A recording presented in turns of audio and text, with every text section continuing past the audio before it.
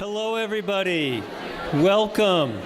How about a big hand for Harmony Hotel, who's been playing music?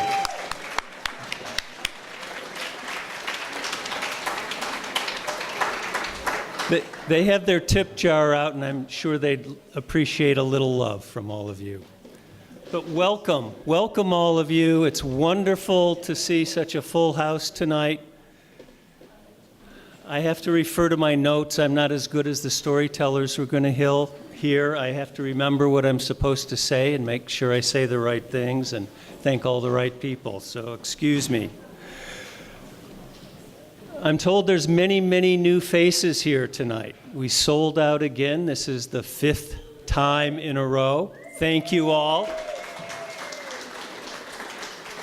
I'm also told that about a third of the audience are people who are not known to AVA in our database, which is wonderful. We're not going to let you out of here without getting a membership, signing up for our email blast, or somehow engaging with you. But thank you so, so much. That's a wonderful thing for us to hear. And thanks to Judith and Mike and Sally and Cheryl and all of the AVA crew for doing so much to pull these events together every quarter. We love the fact that you appreciate it. We love the fact that it connects all of us together and that you enjoy it, and we enjoy bringing it all to you. Thanks also to Shane of, I hope I'm saying this right, Erde's Catering for the wonderful chowder and apple dish tonight. Did you all enjoy it? And thanks again to Harmony Hotel, Cindy, David, and Karen here tonight to entertain us.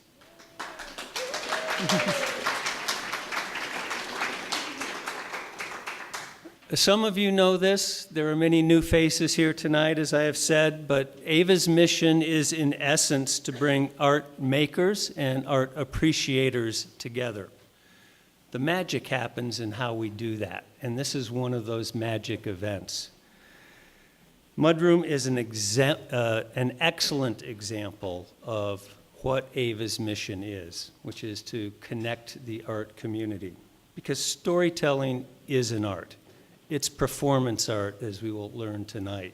It's wonderful. AVA's vision is to connect our community to the arts and drive the creative economy. These stories help us connect to our community, help us connect to each other, and your presence here tonight proves the value of the creative economy and what AVA does to move that forward. Thank you, all of you.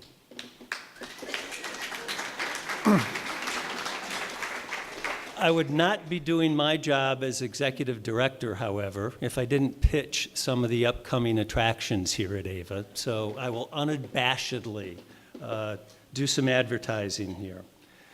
For the artists on display, these works are all for sale. There are also encaustic paintings, paraffin paintings upstairs in the library.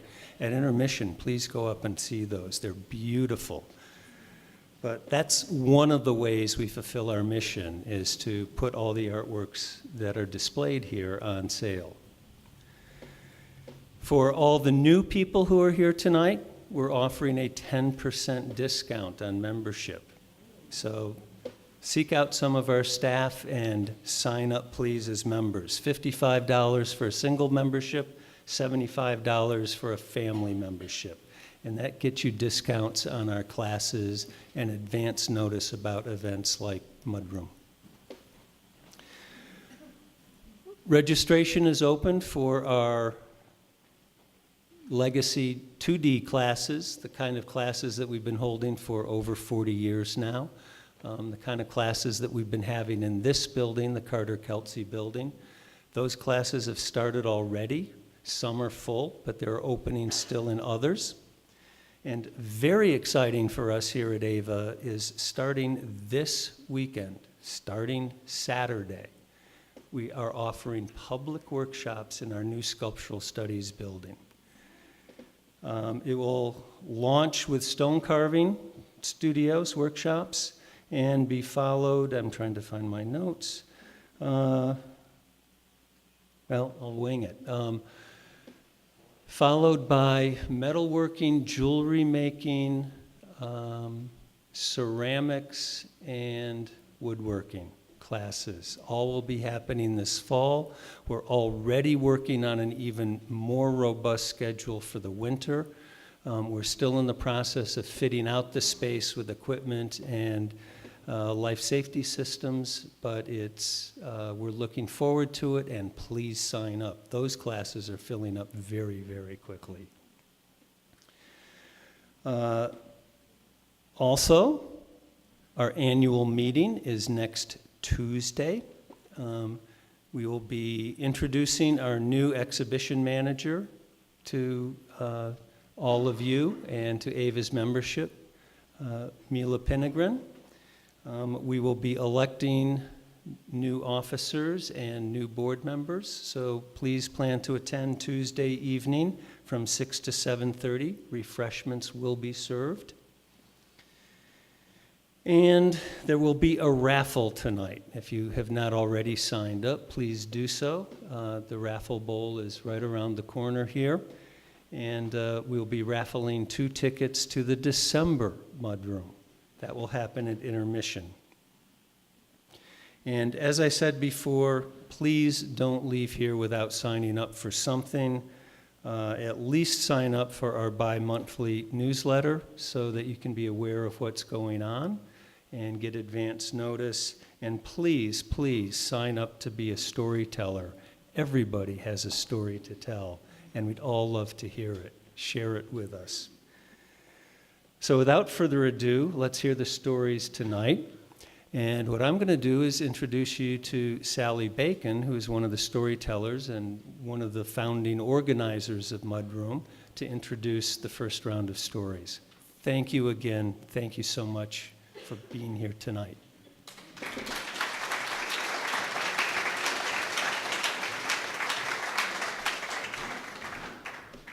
Welcome, everybody. I'm not one of the founding members. I just want to correct that.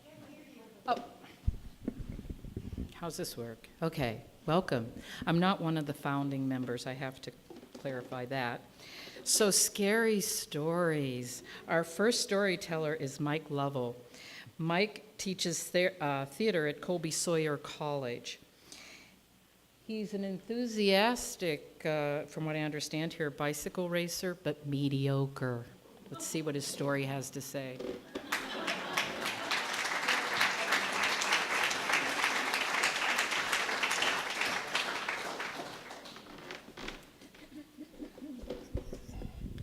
There is a big bike race in Fitchburg, Massachusetts every single year, and it's a big deal as bike races go. And in Fitchburg, it's a really big deal. They close off the entire downtown for this race. I had never done it, but I always wanted to. And one year, I was in pretty good shape, and I thought I'm going to do the Fitchburg race. So I drove down there. I didn't really know how to get to the course.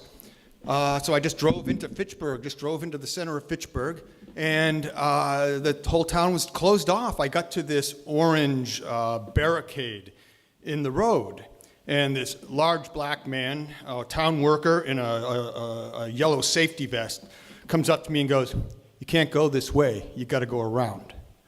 So I took a left turn. I went away from the barricade, but I'm trying to get into the course. I saw it right in front of me, so I took a left turn, and I took another left turn, and I took a left turn, and I end up at the same barricade.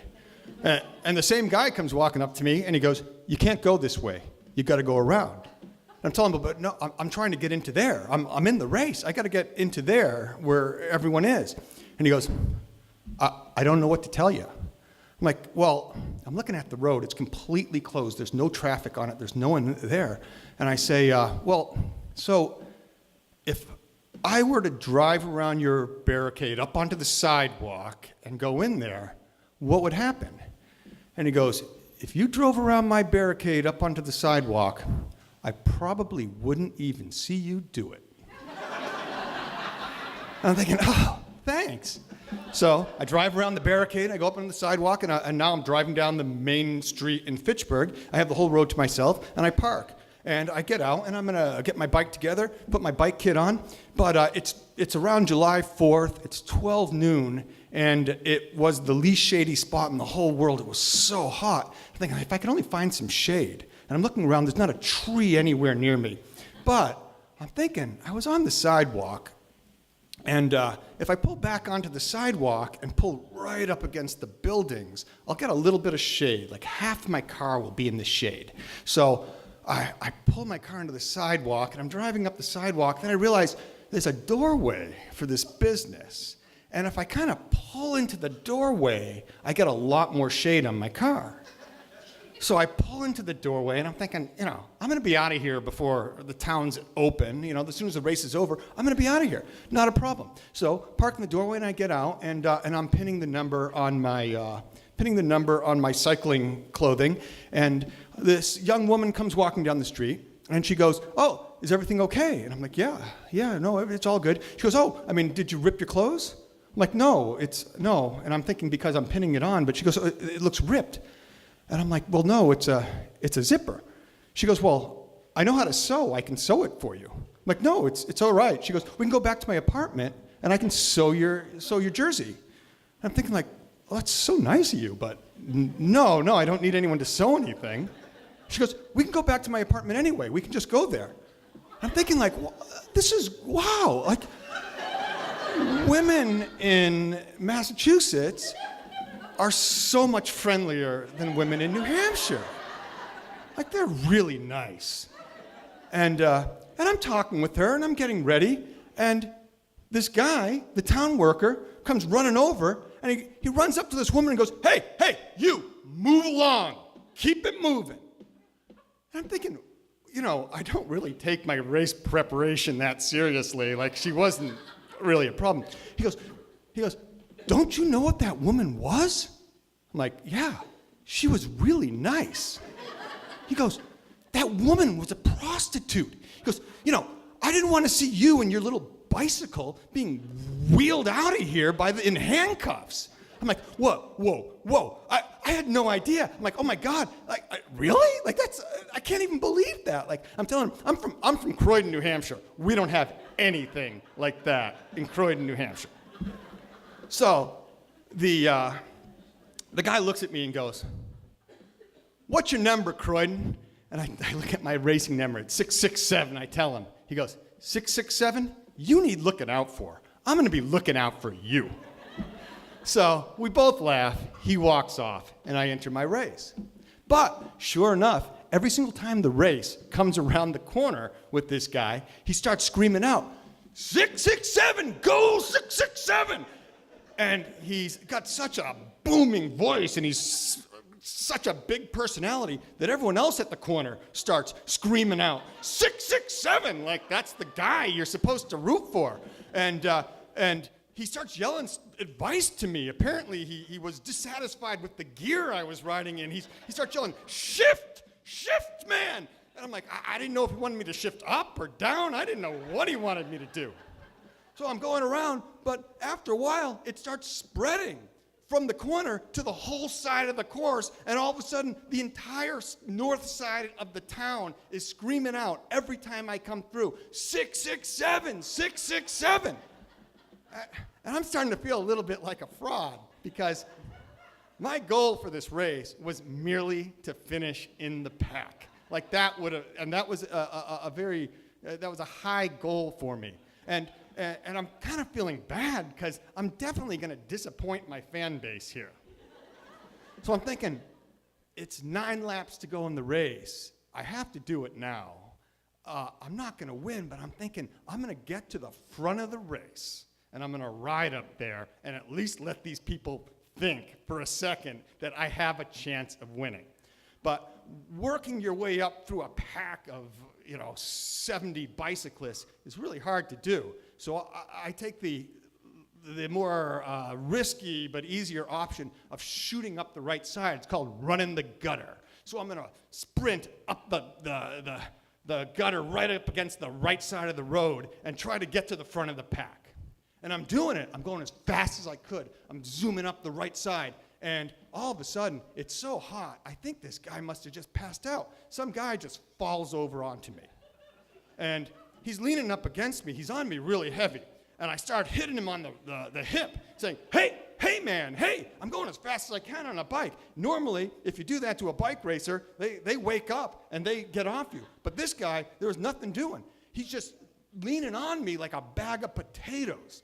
And I'm thinking, there's nothing I can do here. I'm going to just move a little bit more to the right, and he's going to slide right down me. And I'm thinking at this point, I'm going to be okay.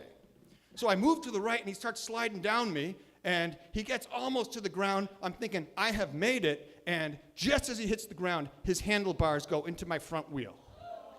And my front wheel stops instantly, and I get vaulted through the air. And it was the strangest thing. At this point, time just started moving differently. It was going so slowly. And I'm flying through the air, and I'm thinking to myself, I'm going to be okay. I'm going to do a shoulder roll like they taught me in gym class, and I'm going to end up on my feet. And I'll probably have to dodge a lot of cyclists who are still going by me, but I'm going to be good. Problem is, I was so close to the side of the road in that gutter, and there was a curb on the side of the road, and there were roads coming in from my right. And the roads had a 6-7 inch high sheer hard-angled curbstone, painted yellow.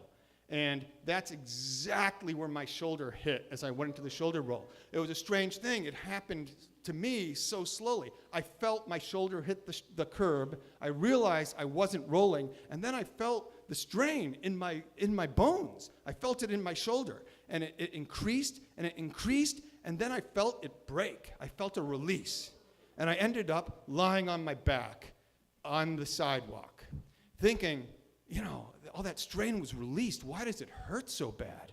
And I'm thinking, oh my God, I am so screwed. Like, how am I gonna, oh no, I have this summer ski camp I had to coach the next week. I'm thinking, oh, am I gonna do that? I have a house to build. I have to build a house. My God, I have a job. How am I gonna do a job? How am I even gonna put a shirt on? I'm just lying there thinking in all the different ways that my summer is gonna be so much different for me. And a guy comes running up to me and goes, hey, you want help back onto your bike? And for a split second, I'm thinking, oh, maybe I'm okay. Yeah, I'm thinking, maybe. Then I'm remembering, no, 10 seconds ago, I remember feeling my bones breaking.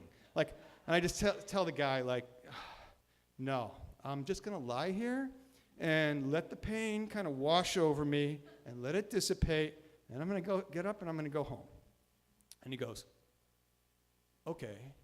And he goes, you know you're bleeding. I'm like, I don't think so. I'm thinking I maybe have road rash, but I'm definitely not bleeding. Couldn't imagine why I would be. He goes, dude, you're bleeding a lot. Then he goes, man, I think you're bleeding out. And then he runs away. I'm like, what a weird thing. What a weird reaction. I guess he doesn't like blood or anything. I don't know. So I'm lying there. But in 10 seconds, all of a sudden, there's all these people running towards me. There's all kinds of people from the race and spectators, and my town workers are there, and they're lifting me up, and they're telling me too, I'm bleeding. They're saying, you're bleeding. I'm like, well, where am I bleeding from? I can't be bleeding. And I'm feeling my head, thinking maybe it's my head, and I'm feeling around. I can't really figure out where I'm bleeding from. And finally, a guy comes busting through the crowd. He was a guy in the race. I'm thinking it's really unusual for people who are in the race to be there, not in the race, helping me, but he pushes through, and he goes, I'm an emergency room physician, and let me through. And at this time also, some paramedics come running up the road, and he yells at one of the paramedics. He goes, get me some scissors. I'm like, dude, it's my bike racing kit. It's got a zipper. And he was a bike racer, so he unzipped it, if you ever are in this situation, and just pulled it down without cutting it.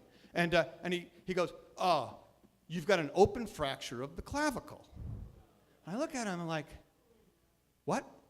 He goes, your collarbone. And I remember thinking, I'm going to make a mental note of this. Clavicle is another word for collarbone. Yet it sounds so much better. Like there's nothing less impressive than a broken collarbone. So I'm thinking, yeah.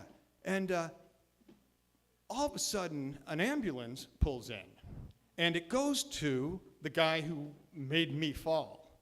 And the paramedic, who's next to this doctor, starts screaming at the ambulance, "Over here! You got to get over here! We need you here!"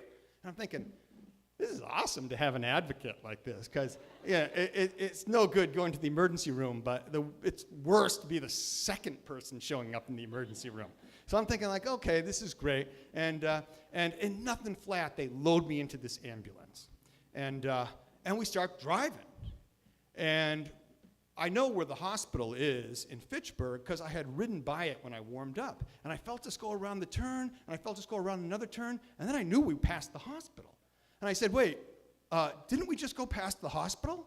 And the paramedic goes, "We're not going to that hospital." I'm like, "Well, why not?" He goes, "Well, they don't have a trauma ward there." I'm like, "Oh, yeah, for my broken collarbone." And I'm like, "Well, what hospital are we going to?" He goes, "We're going to Mass General." I'm like, "Oh." I'm like, "Well, where's that?" He goes, "It's in Worcester." I'm like, "Worcester? We're going to Worcester?" Like, "Oh, no. That's like the triangle of doom. I live in Croydon, I'm going to be in Worcester, and my car is in Fitchburg." And I'm thinking, oh my God, my car! I parked on the sidewalk. So I tell the paramedics, like, "Oh, we got to swing by my car." I parked it really bad, and I didn't want my car keys, just in case I crashed, poking into me. So I left my car keys in the car with my wallet, my glasses, my phone, everything I had, and it's hot. I left all the windows down. I'm thinking, like, we gotta go. We gotta go to my car, and he wouldn't even answer that. And we're just driving, and all of a sudden, the woman paramedic who yelled at the ambulance in the first place goes, "We need an airlift." Oh, now I'm feeling terrible because I'm thinking, that other guy, he must have been worse off than we all thought. Apparently, he needs an airlift. Now I'm feeling terrible for hogging this ambulance. So I say to them, "Look, I'm in no rush to get to Worcester. So if you've got to arrange an airlift for someone, you could just pull over right here and do it. And I'm fine." And they didn't answer that either. We just keep driving. Now, I've taken a lot of ambulance rides in my life, actually, and this was like no other ambulance ride I've ever done. This ambulance was flying. We're going around corners. We're doing four-wheel drifts around every corner. A couple times, I thought we were going to tip over. All the IV bags and stuff are falling off the upper shelves. I'm trying to make, like, friendly banter to the paramedics. They're having none of it. And finally, we pull in to Mass General Hospital. And it was like nothing I've ever seen. My stretcher, my gurney was out of the ambulance, like, in nothing flat. And they started actually, they met me in the parking lot. They met me outdoors. There were people working on me while they're running me down this hallway. I remember looking up and seeing, like, fluorescent lights flying over my head as I'm looking straight up. I'm looking at people in masks. There's like 8 people looking down on me. I'm like flying. I'm thinking, like, wow. Man, Massachusetts is so much different than New Hampshire. They're just working, like, there's probably 8 people working on me. Towards the tail end of it, a woman comes up to me and she goes, "Hey, are you Christian?" I'm like, "Well, yeah, I'm a Roman Catholic." She goes, do you mind if I pray with you?" I'm like, "No, I'm not doing anything. They're busy. I'm kind of free. What kind of jerk would say no? Don't pray for me, And so she says a few words, and then she starts prompting me to say an Our Father with her. And I'm like, oh man, if I knew this was going to be interactive, I might have actually said no. And I was pretty souped up on morphine at this point, and I hadn't said an Our Father since I was probably 12 years old. But I dug deep, and I remembered the whole thing, and I'm thinking, like, yeah, that was pretty good. My mom would be so happy. I will definitely try to work this into a conversation with my mom. someday. And then, as quickly as all this commotion in the hospital started, as frantic as it was, suddenly everyone completely loses interest in me. And they all go away. And the last guy comes running in, takes me by surprise, grabs some scissors, cuts off my pants. I'm like, dude, it had a zipper. So for the next week or so, I sit in the hospital waiting for something to happen. The doctor told me I needed a thoracic surgeon. I didn't and still don't actually know what your thorax is, but I figured if I had never heard of it, probably not very important. I just don't understand why they're keeping me in the hospital for over a week for a broken collarbone. And mostly, I'm worried about my car. I'm thinking like, oh, they must be towing it, or it's vandalized. It was not in a very nice neighborhood. The thing is, like, at the very least, it's now probably like a mobile brothel.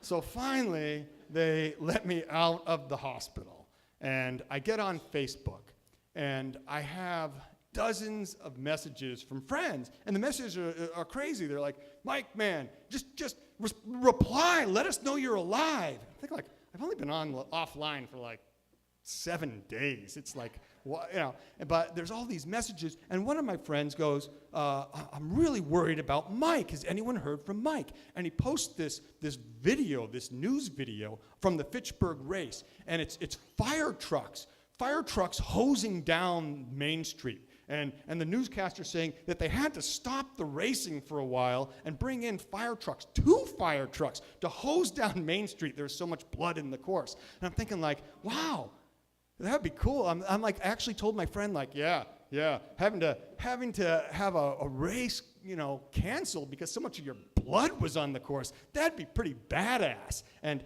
I kind of pretended like they did that for me, and I definitely didn't think they did until I got a message from the mayor of Fitchburg, and she was asking me if I was alive.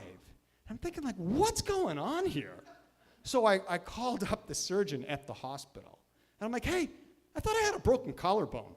And she goes, and I quote, what the hell, man? She goes, when your collarbone broke, a sharp piece of it stuck through an artery, right above your heart, and then it poked out your neck. Because you were bleeding like crazy, man. She goes, it was really scary. Like, I had no idea. So then I start looking at these news pictures that were posted, that people posted online, and it was like having the out-of-body experience that I should have been having when I was lying there in the sidewalk. I see one picture, there must be 18 people standing around me. They all look really scared. There's at least 8 people lifting me up, and there are people sprinting up the sidewalk towards me.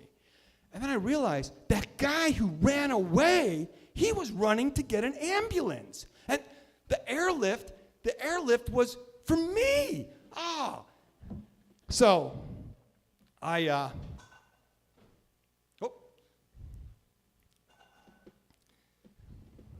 So in the end, it actually turned out to be quite a horrible experience.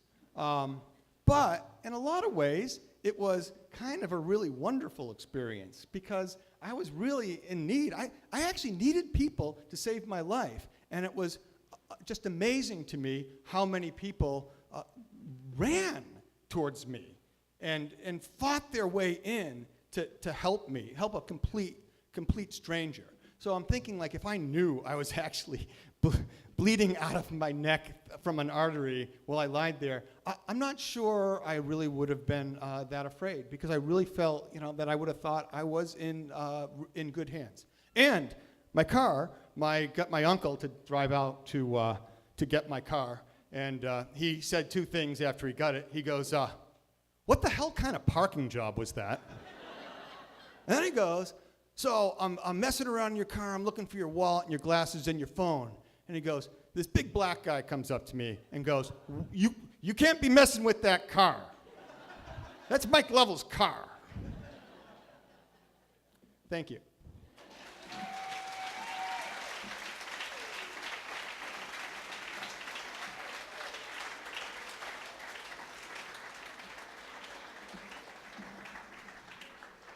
Thanks, Mike. Our next storyteller is Sarah Ferguson, and Sarah is new at storytelling and very excited to tell her story tonight. Thank you, Sarah.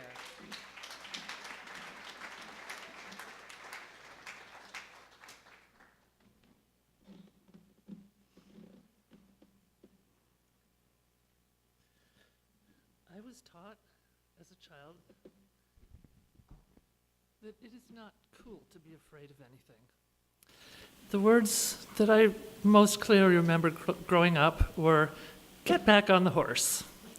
And it really didn't matter if the horse had bucked you off or not.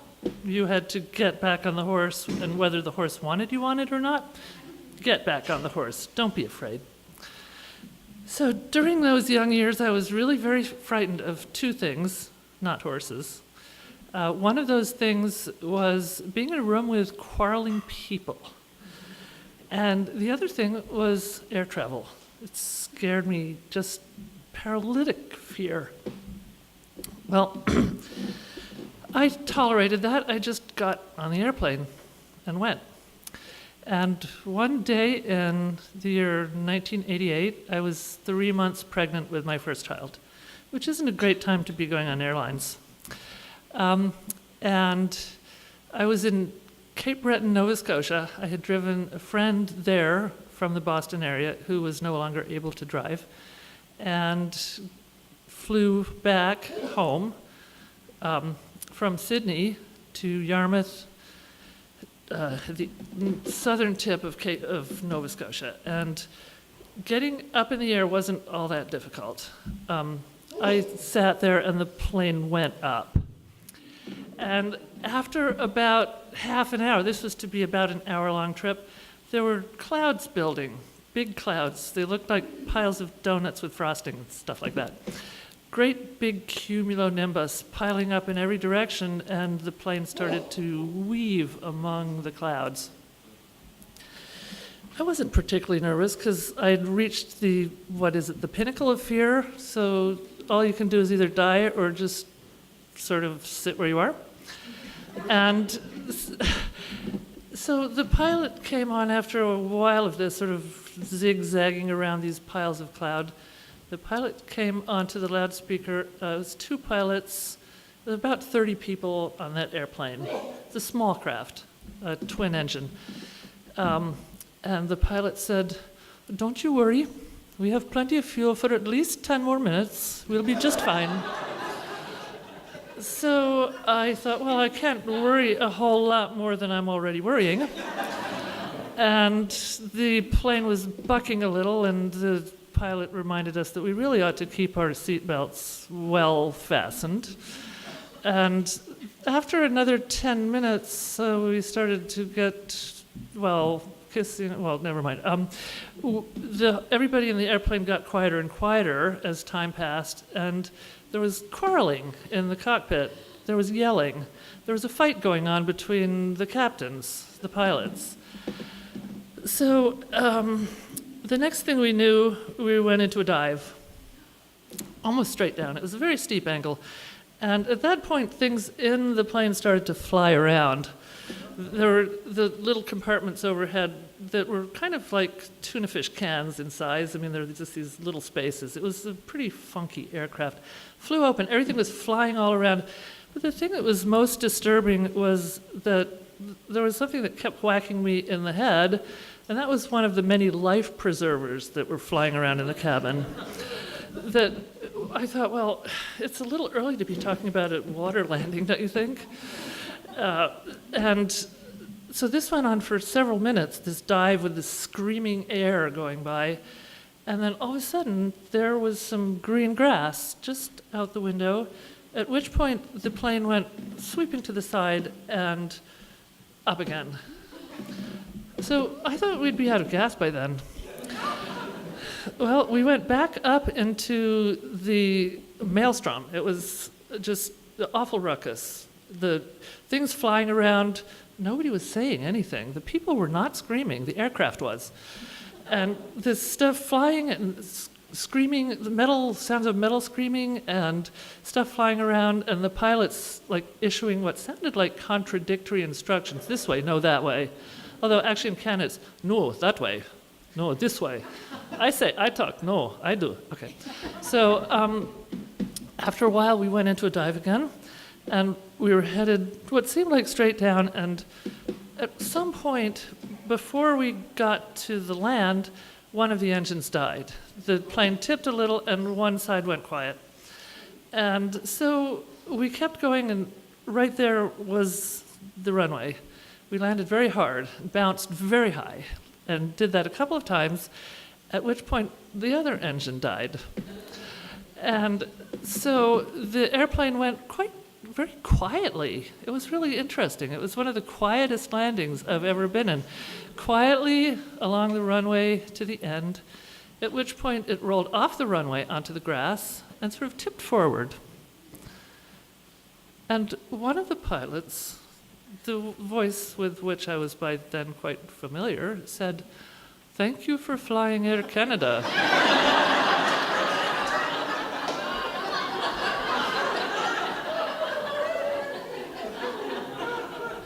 And I am no longer the slightest bit afraid of flying.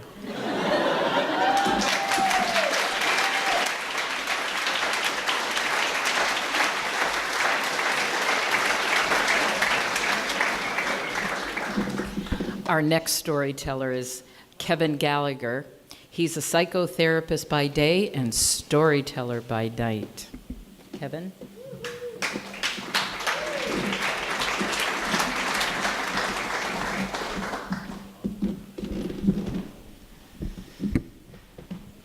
So if I were to write a story of my sexual adventures, it would not be called 50 Shades of Grey. It might be called 50 Shades of Green, because I'm Irish and I have an affinity to things green. But it might also be because I feel green about a lot of things, including sex. So the story I want to tell you tonight is my experience at my first orgy, because that was a different shade of sex for me. Yeah. But before you get too excited, my first orgy was my last orgy, because if I have anything, I am Irish. We are not a loose Latin people. Yes, we are uptight and rigid, and I would put myself in that category. So this was many years after college. A bunch of friends got together back in Boston. We were having a mini reunion. And it was Saturday night, and we were all going to go out dancing. And so there was a lot of discussion about, are we going to gay clubs or straight clubs? And there were a couple of us that were gay. The rest were straight, just like here. And so, you know, the women all want to go to the gay bars because the drinks are better and the music's better. The guys don't like to go to the gay bars because it's uncomfortable for them. So we decided to hit a couple of gay clubs early and then end up at a straight club later on. So, you know, these are sort of like your typical gay bars anywhere, you know, sort of like really loud, thumping music, hunky guys in underwear dancing on the speakers or in cages from the ceiling. A little like Lebanon and Hanover. You know, it's all the same everywhere, I find. But we ended the night at this triplex, straight club, 3 floors of throbbing house music with hundreds of people dancing on each floor. And as the night ended, my old roommate from college, Curtis, he came up to me and he said, "So I've been talking to some people and they're going to have like an after party. And are you up for it?" And I said, "Sure." Now, the reason I said sure was because it met my criteria. I am not tired yet, I am not drunk, and I'm still having fun. So we walked over to the back bay, to this amazing apartment, huge. Actually, I sound like the president now, don't I? The biggest apartment ever. And there were about 20 people there, and some were dancing, and some were like talking and laughing. And I thought, oh, thank God, because sometimes after parties are a little like 6 stone people on a couch playing video games or watching Snow on the TV, for people who remember Snow on TV. And so the place filled up pretty quickly as the bar closed and everyone sort of came over to this party. And it was a warm summer night, and so a lot of the guys, had taken off their shirts. I don't do that. But after a while, some of the women started taking off their shirts. And I thought, all right, well, that's different. But I'm cool, I'm Irish, so like, yeah, I can roll with this. And so I go to the bathroom at one point, and when I came out, I saw sort of 2 couples making out. Now, this is not unusual in high school, but like when you're in your 30s, like you don't make out at parties. Like you go home, because you have a home to go to.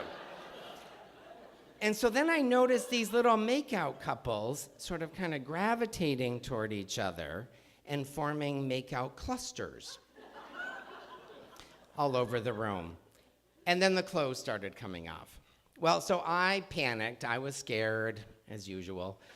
And so I go to the kitchen for some liquid courage. I down a beer really fast.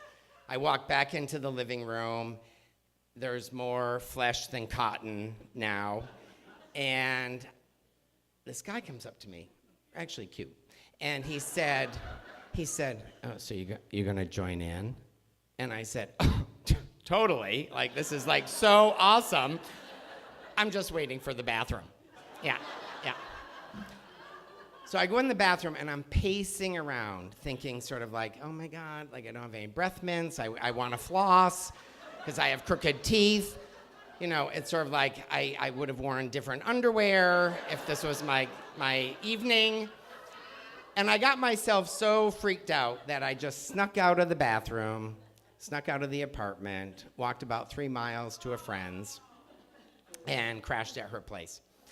So in the morning, Curtis calls me and says, what happened last night? I've been worried sick about you. It's like, it's 11 a.m. on Sunday. How sick, worried were you? And he said, well, why did you leave? Well, I thought it was the whole orgy thing. Like, I just couldn't make the whole orgy thing work in my head. I would have had to know about it beforehand. And he said, well, you didn't have to leave. You could have stayed and watched. And I thought, really? Like, Curtis, like, I'm that guy? Like the guy who goes to an orgy and sits there dressed in a chair, having a beer, watching people have sex. Like, my self-esteem is already low enough. Like, I don't really need to be that guy. So I say this was my first orgy because I know I was at an orgy, but I don't know if an orgy is dependent on whether you participate or not. Thanks.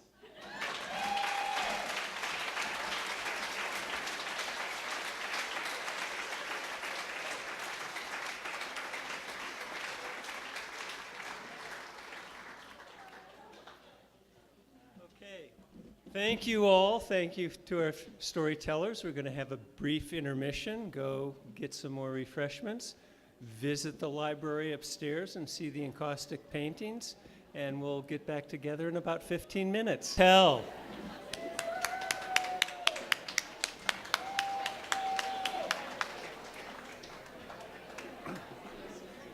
are we having fun yet?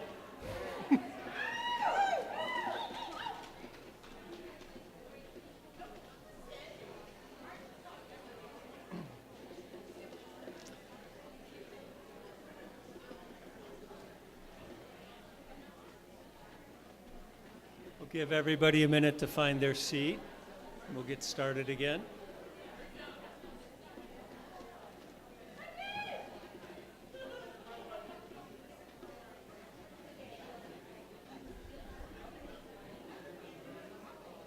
For all those of you who had a chance to go upstairs and see Stephanie Gordon's Encaustics, what did you think?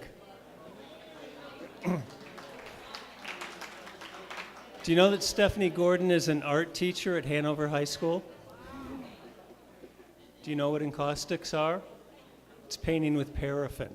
It's layers and layers of paraffin and pigment.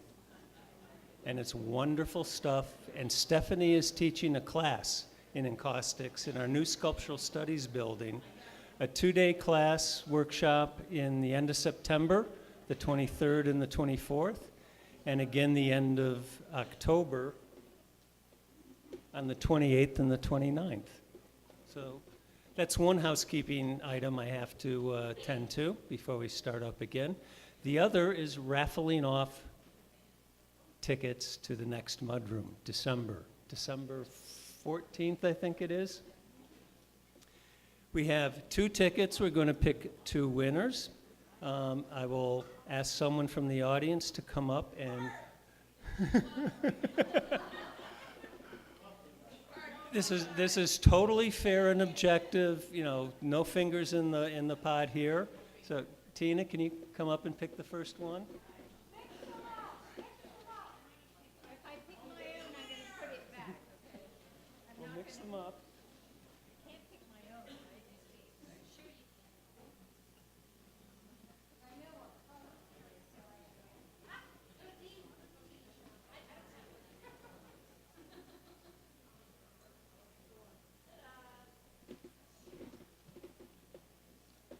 Okay, the first winner is Nancy Bartlett.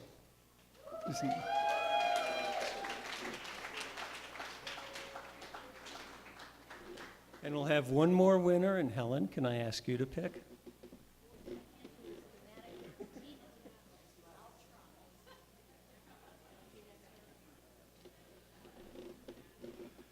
And the second winner is Hannah Romer.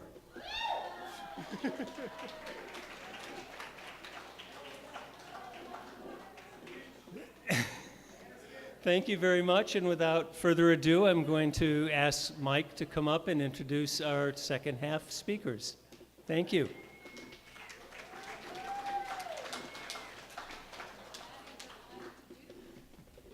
Our first storyteller in the second half is Judith Hertog. The first line of her bio is, Judith Hertog lost track of who or where she is, which is, I should also mention, she is the captain of the Mudroom ship. So Judith.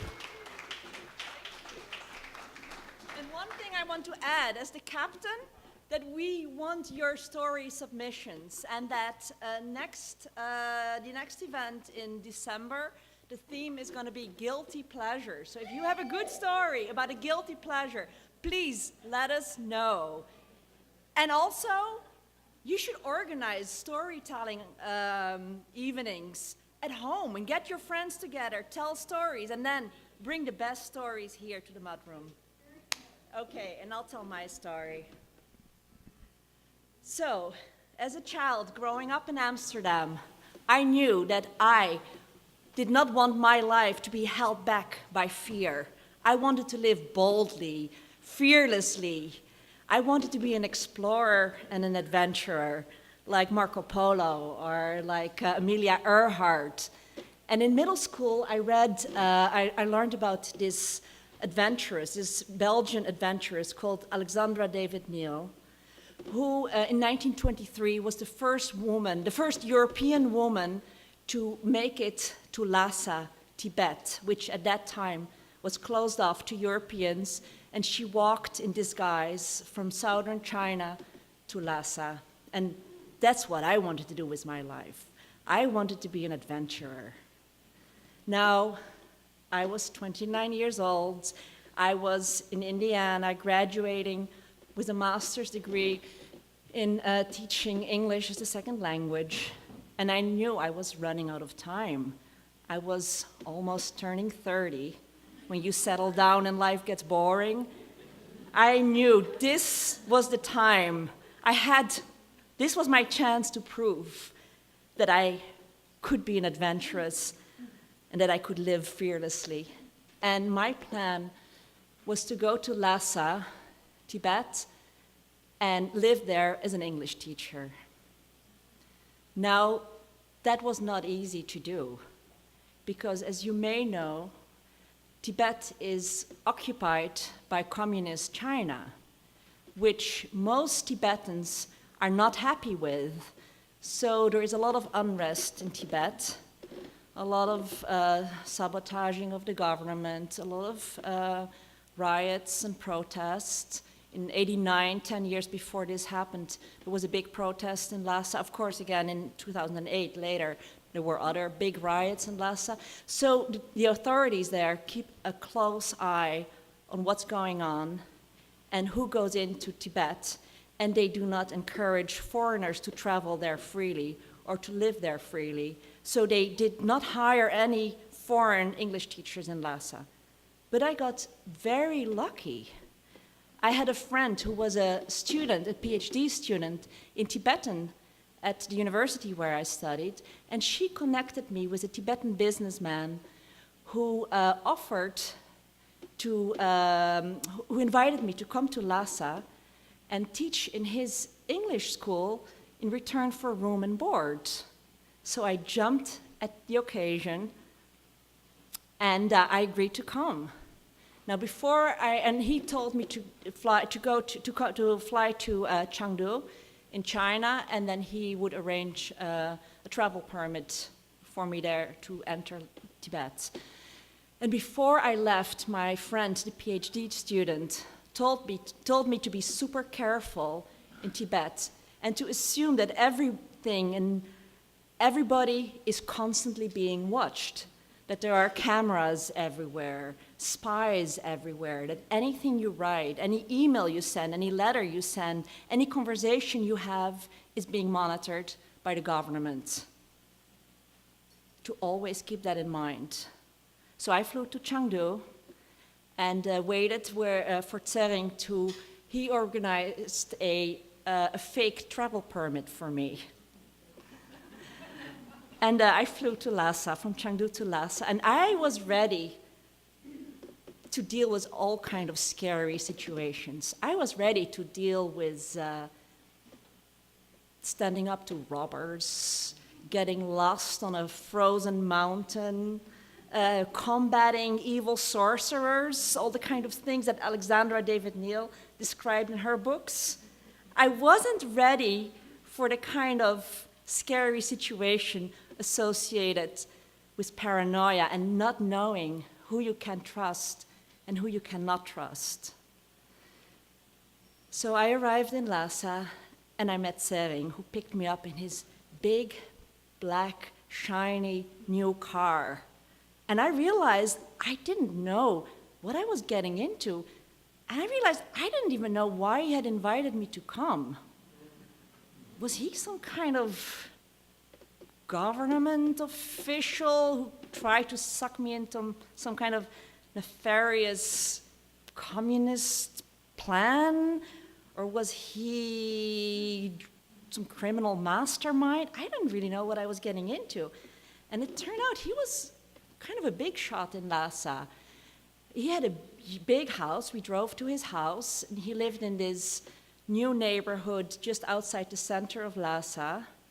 Kind of a half-finished neighborhood with unpaved roads and all these houses still under construction. And he had this, for Lhasa standard, big house, 2 floors. He had designed it himself, with big windows, and it had a walled compound and an American-style lawn, and he even had a Western-style kitchen and a bathroom with a real bathtub, although he didn't have running water. That hadn't reached the neighborhood yet. And he lived there with his wife and their little daughter, 2-year-old daughter, and the nanny. And his wife was a doctor in the military hospital in Lhasa.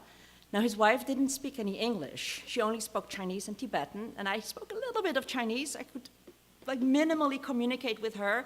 The nanny didn't speak any English or Chinese. She didn't even speak the main dialect of Lhasa because she was from some village.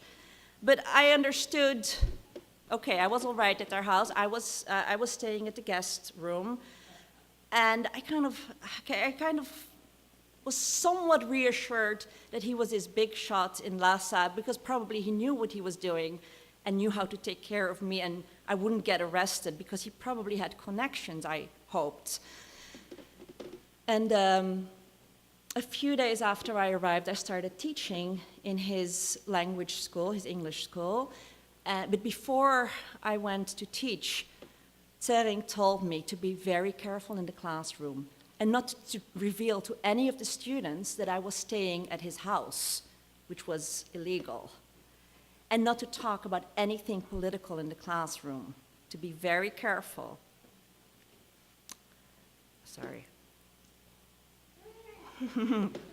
So, it turned out that that Tsering's school were actually 2 classrooms that he rented in a primary school in central Lhasa, where in the evenings adults could take language classes, English classes. And the students were very different from Tsering. They were working people, or some of them were unemployed people, and they were very open in their dislike of the communist government. And in the classroom, a lot of times they were making these remarks, kind of steering towards political and sensitive subjects. And I would deflect. I was scared because I thought one of these students is probably a spy reporting on me.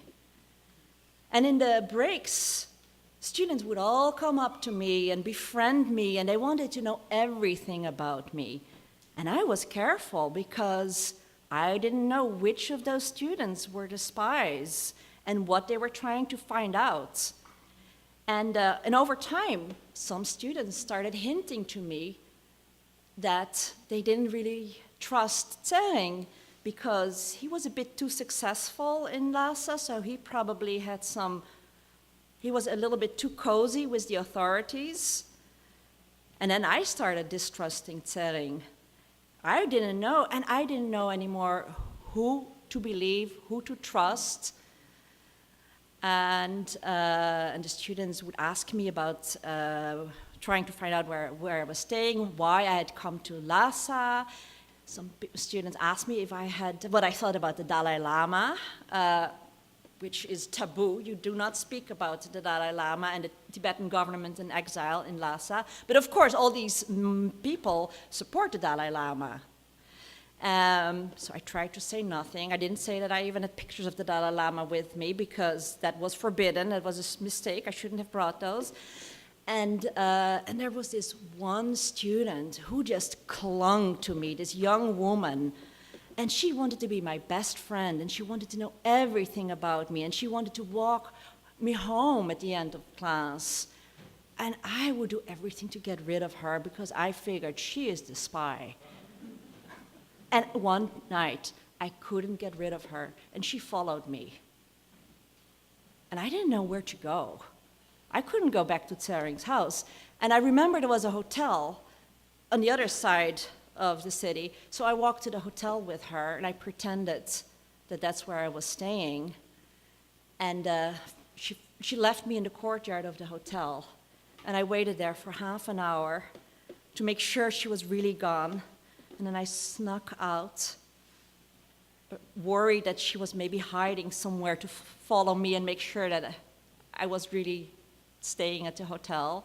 And I walked in the middle of the night all the way back by myself to Tsering's house, still not sure if she was following me or not. And I was sure she was going to go into the hotel and check with them whether I was registered there or not. And my cover was blown. I was in trouble. And meanwhile, things were getting really tense also at Tsering's house. He and his wife were fighting all the time in Tibetan, so I had no clue what they were fighting about. And she was crying, and sometimes the nanny was crying. And it was getting really uncomfortable. And I didn't know if they wanted to throw me out. What was going on?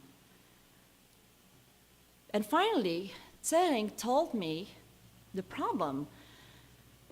When I arrived in Lhasa, China was preparing for the 50th anniversary of the establishment of the People's Republic of China, and nationwide there were going to be celebrations. And Lhasa was being cleaned up. Everybody was instructed to put on red communist flags on their rooftops. And Tsering had heard rumors that the army was going through neighborhoods and doing house searches for illegal residents. And he explained also that not only was I illegally in Lhasa, the nanny too was illegally in Lhasa. And not only that, in the little room upstairs beside his bedroom, the door that was always closed, they had a shrine, a Buddhist shrine. And his wife, as a government worker at the hospital, at the army hospital, was not allowed to practice religion in communist China.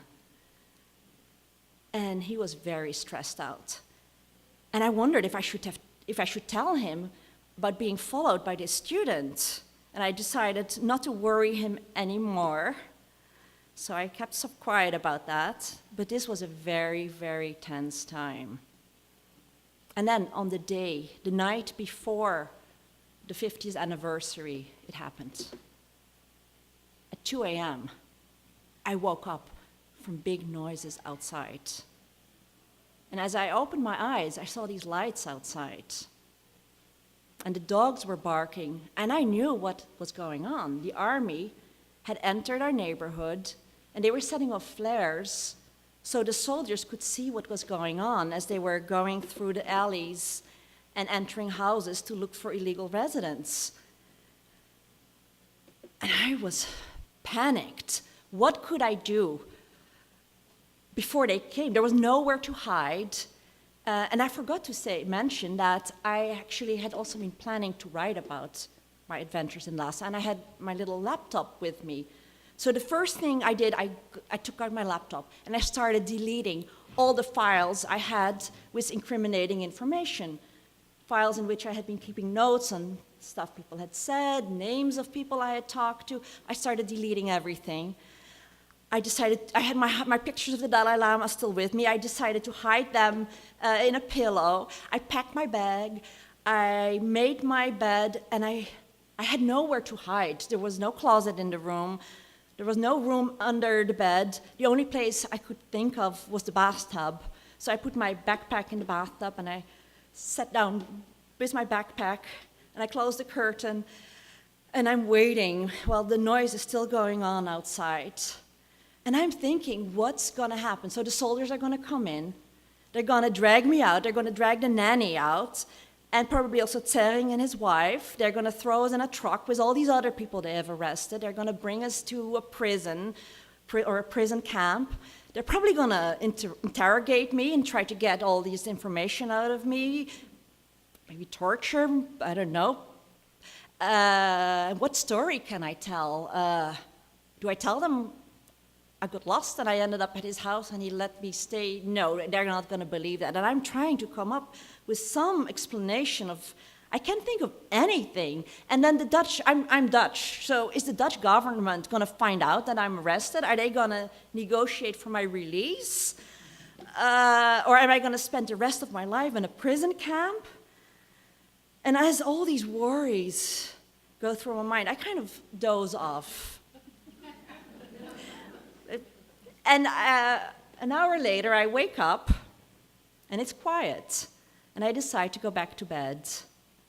And in the morning, I see Tsering, who's also very tired and stressed.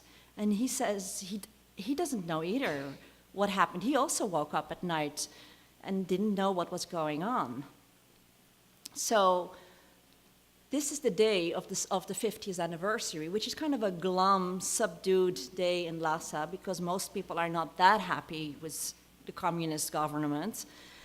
And in the evening, Tsering turns on the TV, the state TV, the one-channel state TV, which is broadcasting all the celebrations all across China of the anniversary. So they start with, I don't know, ethnic people in Yunnan are dancing happy folk dances to celebrate the 50th anniversary. Then we move to Shanghai, where crowds are cheering, and we go to Tiananmen Square in Beijing with a military parade. And then finally, we get to the celebrations in Lhasa, and the reporter is standing on the big square in front of the Potala Palace to report on the live fireworks in Lhasa.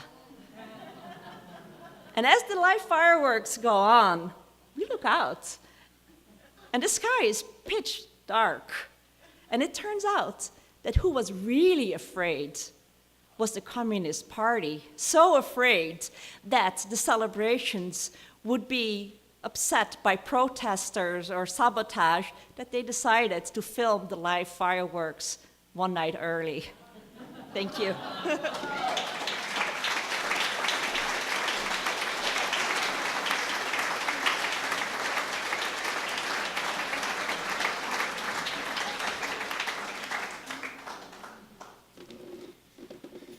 Our final storyteller of the night is Sally Bacon, and I'll say that it's been a genuine pleasure getting to know Sally through the Mudroom. Whatever subject you are talking about, she will have a simply astounding story to tell. So, Sally.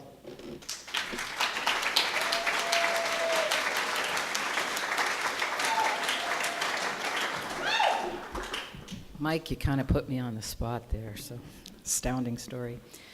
When I was 16 years old, I got a job I was a babysitter, and I was a darn good babysitter. I was one of those teenagers that would rather babysit than go out with guys at that age. I loved kids. I found kids to be magical.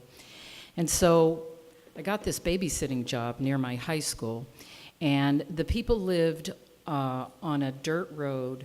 It had to be a mile up to their house. It was the only thing up there. They lived in this very contemporary house. And I was pretty excited about this job because I could go there 3 days a week after school, and I would help with the kids, with dinner and all that. And there were 2 children, a little boy, and he was around 3 years old, and the little girl was about a year and a half. And I had been babysitting for them for about a month and really bonded with the kids. And I thought it was a great job. And at one point, the family had gone away on vacation. And when they got back, they called and they said they were going to a black tie affair, and could I come spend the night? And I had a room there. They told me if I ever needed to spend the night, I'd have my own room, which I did. And I got there early so I could help them, with dinner and get the kids ready for bed and bedtime stories. And we did all that, and the people left for their black tie affair. And I made some popcorn, and, I turned my favorite TV program on, and I got into my jammies, and I was all excited. And I felt very grown up, So here I was with the kids, and I crawled into bed and had the TV on, had a Pepsi, and all of a sudden the phone was ringing, and the phone was on the complete opposite end of the house. And I get out of bed and I run and pick up the phone, and I'm 16 years old, and I say, "Hello?" And on the other end of the phone, this man says to me, "Oh, hello.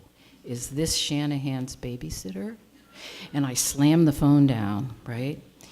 And I'm like, oh my God, so I go back into the bedroom and I get into bed. And I'm not kidding you, within 10 minutes, this car came speeding up the driveway, slammed on the brakes, and I hear this man enter the house on the other side where the phone is. Well, I'm like laying in bed, and I feel, all these things. Well, I was terrified, and I was worried about the kids, and I didn't know what to do, and I'm laying there, and I can hear him going through, he's coming down into the living room, and he's opening up drawers, and he's, milling around, and you could tell, he was clumsy, and I thought, I imagined he was this great big man, and he seemed, he was loud, and he was, So anyway, he starts coming down the hall, and the first bedroom was the little boy's bedroom, the little boy I was really attached to, and he had Down syndrome, and I just thought if he touches that kid, I don't know what I'm going to do, you know. And he went in the little boy's room, and he was in there for a few minutes, and I heard him come out, and he goes to the next room, which is the little girl's room. He's in there for a few minutes, and then I could just hear him walking down. There was a bedroom, and then you walked right into the bedroom where I was. And he walks into the bedroom, and I am curled up in the fetal position, staring at the wall with the TV on. And he stands at the bed, and the sitcom is on, and he stands there until the commercial comes on. And I could hear him breathing, and all of a sudden the commercial comes on, and he goes, And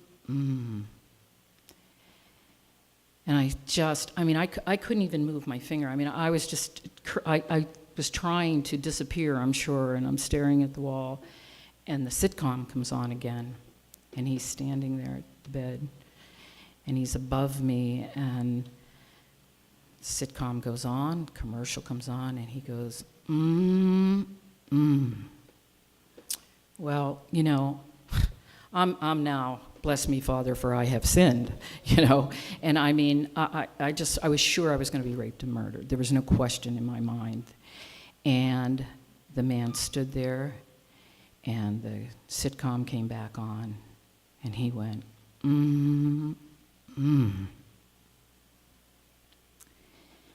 Well, he just stood there for a moment, and he turned, and he started to walk out the room, and he grabbed the door right next to mine after the two children's room, and it was locked, and he couldn't get down there. And I could hear him walking down the hall. And the only thing upstairs, it was a very contemporary home, and the only thing upstairs was the master bedroom. And he went up in the master bedroom, and I could hear him going through things, and, you know, and then I heard him come down the steps. And then I didn't hear him anymore. I didn't hear him go to the other end of the house. I didn't hear him get in his car. I didn't hear his car pull away. And I laid there and I thought, oh my God, I'm responsible for these kids, and what if he hurt them, and you know, what am I gonna do? And finally I get the courage to stand up, and when I stood up, I mean literally I was just shaking, and I ran into the kids' rooms, and they were sleeping, and I had to get to the other side of the house to use the phone to call my parents. And my parents lived like 20 minutes away. And I called my mom, and I'm screaming, somebody broke in, please, you gotta get here. And she's saying, stay on the phone with me, and she's hysterical, and she's got my dad coming. And my father gets there, and I mean, I just fell into his arms, and I was telling him what happened, and he was holding me, and you know, this man never touched me. He didn't sexually assault me. He psychologically raped me in ways that have stayed with me my whole life. I still feel his breath on the back of my neck. And some nights when I'm home alone and I hear a sound, I can hear his footsteps coming down the hall. Thank you.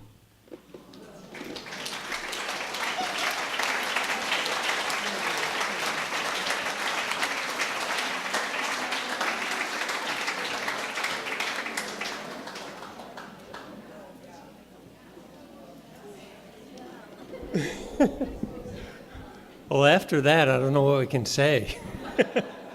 But thank you all for coming. That's the end of the show tonight. Hopefully our musicians will play a little bit more. Hope you enjoyed the evening, and thank you so much for coming.